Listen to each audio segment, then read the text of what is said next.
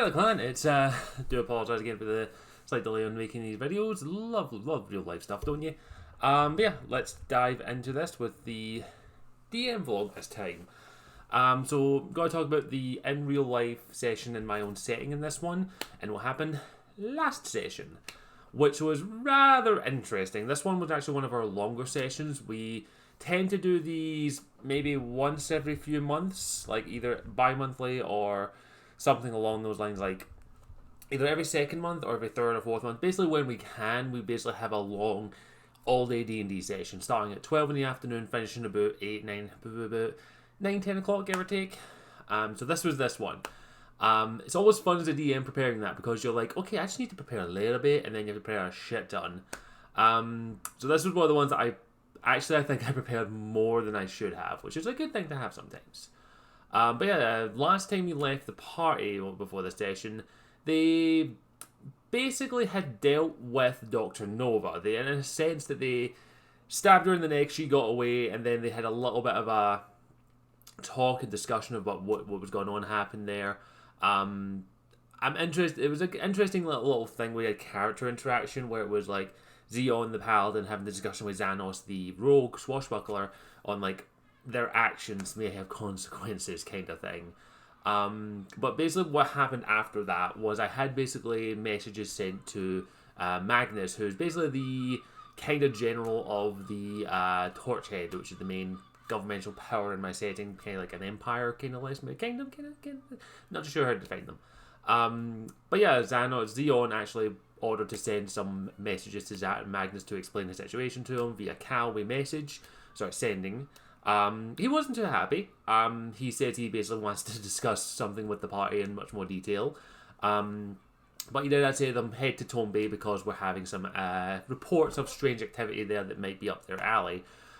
They also received word that one of the outposts that is near the border of Concura, basically the possible realm in which the Paladin King, who's kind of the mysterious big bad of this campaign for the moment, resides. There was an outpost not far out where the border was, which I kind of stole this from Barovia, where there's a mist around it that basically protects it from like inside intruders. If you go in the mist, you don't come back out, kind of thing. And the outpost nearby it, called Barkspeak, had basically gone dark. That they hadn't heard anything from it for the better part of a few days now, and they're worried. So little inclinations of the war possibly beginning, but again, they don't know yet, and I'm not going to say in this vlog because some of them watch it apparently. But yeah, it was one of those moments where they're just like, shit, things may be happening, actions have consequences and all that lovely stuff. And I'm still working on like what's going to happen to them when they get back to the city after the whole Dr. Nova situation. But they did also happen to think pretty smart, and they used a scrying spell to actually look in on Dr. Nova, because they had a piece of her blood from the hidden blade that the rogue has, because I gave them a hidden blade because I'm a moron. But yeah, they scryed on her and they learned that she is on a boat and she is actually heading to the other continent called Mulit, which is a continent I probably have to flush it a little bit more because the party may be going there apparently. But they basically confirmed that the Dr. Nova is working for the Paladin King in some regard, but even she admitted that, but they did see a antagonist that they dealt with called the Emissary, who is basically the envoy for the Paladin King, who they've dealt with a little bit in the past, and also found out that Dr. Nova is fucking pissed off at Xanos, and basically is going to attempt to kill her in some various way or shape or form, because the last thing that they saw was her holding a black vial saying, "This is for you, you fishy bitch." Something along those lines. I can't remember the exact wording I used. But yeah, so the party decided, okay, we need to go to Tomb Bay. There is a little issue though, sadly, unfortunately. I basically had written up an entire encounter involving a bard that I had been teasing pretty much since like third or fourth session, called the Scarlet Savant. I don't want to give away everything about him, but I basically had built this encounter around our bard, who's a great player, great role player, absolutely love playing with him.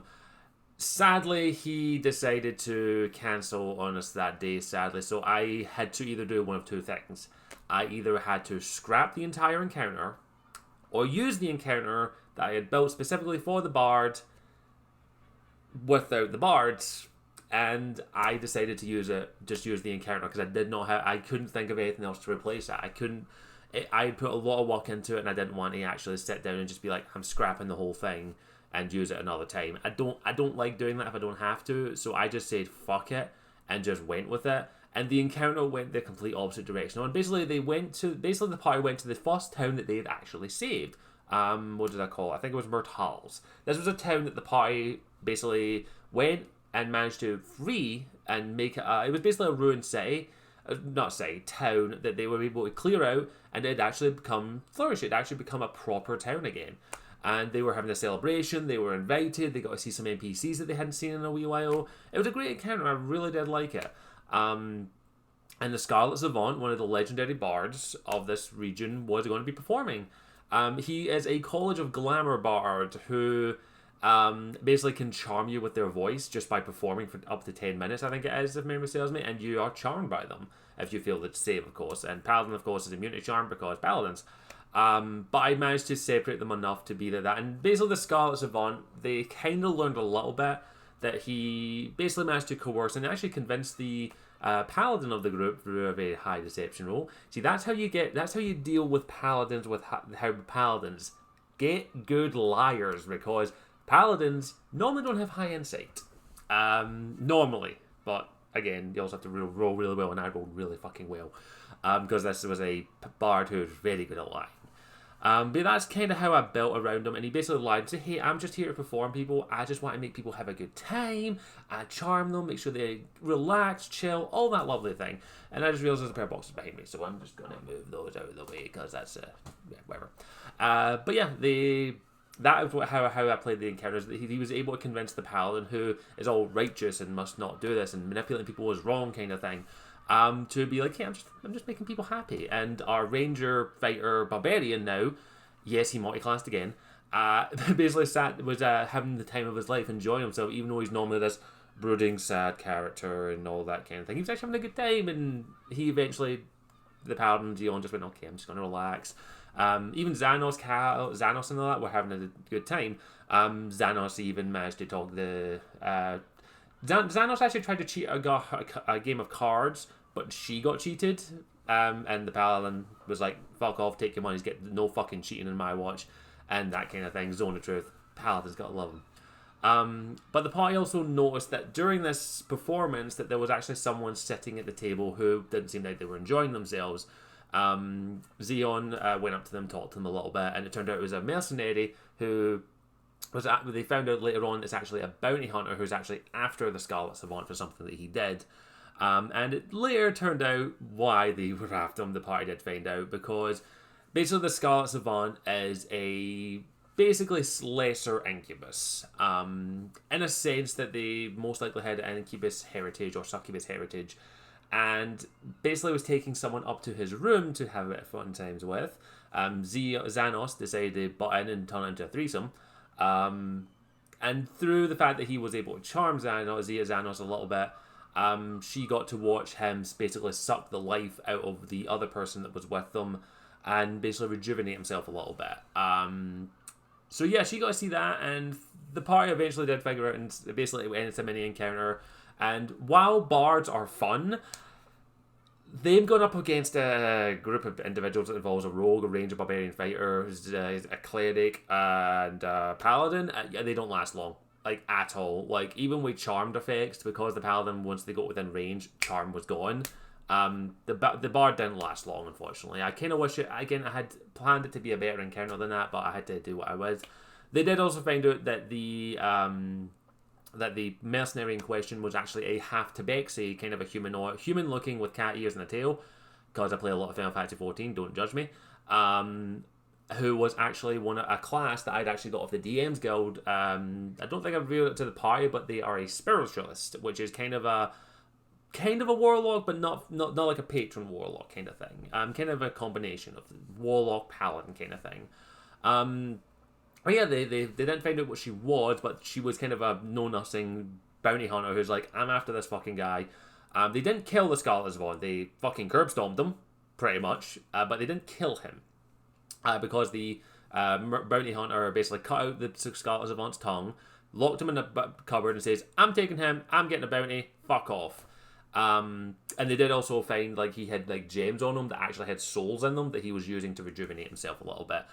Sadly, they couldn't save the person in question who had already had their life essence pretty much drained from them because the savant had used the crystal that he made for them to heal himself a little bit in the fight, and that resulted in the person basically turning to dust. It was a good encounter. I wish the bard was there, I really do, but sadly these things happen. So I didn't get to use everything I wanted to use. I wanted the whole like bard perform off and things like that and have a bit of fun and shit like that, but this is what happens when players cancel on you, sadly. But yeah, that was a simple encounter like that. There was also a minor encounter that I had them, which basically I made up a professional wrestling gladiatorial thing in the city, just as a little joke here or there. It was fun, it was enjoyable. They seemed to like it. But yeah, the main crux of the session was them getting to Tomb Bay. Which they basically found out that some weird activity has been happening in Tomb Bay near the docks. Basically, creatures had been coming out of there and dragging people in, taking them in and drowning them, that kind of thing, and taking them away. They basically found out a few other things here or there, and they also saw a creature called a Bone Claw, which is hunting one of the party members, the Barbarian Ranger Fighter, Barbarian, that's in that order, who has been marked by death. Basically, the Illithid Lich that they've been dealing with has basically marked Sealoud, the Ranger Fighter Barbarian, for death, but made a deal with them. If he can beat the Bone Claw, he can fight Greed one-on-one. And that's the whole concept of that at the moment. And the Bone Claw is basically the one from the Monster Manual. I think it's in the Tome of Beasts, but I've modified it quite heavily because it's meant to be challenging. But that's basically, the Bone Claw is basically popping up every now and then, and only Sealoud can see it. And occasionally the party members can see it, but that's kind of where it's gone at the moment. They did do some interactions here or there. They went to a few magic shops. They got to meet another NPC they hadn't seen in a while, a little human female enchanter called Rouge Amour, who's basically at the College of School of Magic in my setting, called the Arcana Independa, who she's actually working in a magic shop now, called the Humble Incubus, which is owned by a person who was expelled from the Arcana Independa for reasons. And they got to interact with her again, day with interaction, learn a little bit more of the Arcana Independa, learn a little bit more about the world, that kind of thing. It's kind of good when you bring out old NPCs back and the party react to it very positively. It always makes me smile. But yeah, where we ended the session was the party basically on the docks at night, trying to figure out, Xanos had dived under the water and managed to see the attack coming, like saw these creatures, which are basically sea spawn, only I've modified them a little bit, with something that kind of resembles kind of like a squid kind of thing. She didn't know what it was, unfortunately, but she was able to warn the party of it. They were able to prepare a little bit. The party also have 3 rings of water walking, which is going to come in handy. But the session ended with these creatures, the sea spawn, popping their heads up, a couple of dozen, maybe more, and the Bone Claw hovering above them all, going, rise. Whether or not he's in control of the sea spawn is up for debate, because I'm not saying whether they are or not. But that's where the session ended, and next session is going to start off with a big encounter with sea spawn and some lovely creatures I have in mind. Maybe even the Bone Claw, who knows? But yeah, that's where we ended the session, and our next session is next week, hopefully. And hopefully everyone will be there, but I really did like that session. I do love doing a long session every now and then just to get extra stuff done. It's a lot of fun. It's sad and sucky when a player cancels on it, but that shit happens. You kind of have to deal with it in D&D. Last minute cancellations, advanced cancellations, gotta love it. But yeah, it was a good session nonetheless, and it was fun to prepare a lot of this stuff, just because of the sheer joy I have with it. That's one thing I love as a DM, is just sitting down preparing all this stuff, and then seeing how the party interact, because the party have a lot of stuff to do. There is possibly a war starting now. The general of the army that they are allied with is kind of pissed off at them at the moment, and they've got little things and bobs in Tomb Bay to deal with, which I'm really looking forward to them dealing with. Anyway, I think that's where I'm going to wrap it up there. Hopefully, I'll get another DM or play a vlog out sooner than the last one. But I hope you enjoyed this. I will hopefully get the next one out for you next week or two. I hope you all enjoyed this. Please feel free to tell me your DM or player stories in the comment section down below. Other than that, I think that's where I'll wrap things up. I hope you enjoyed it, and I'll see you all later. Ciao for now.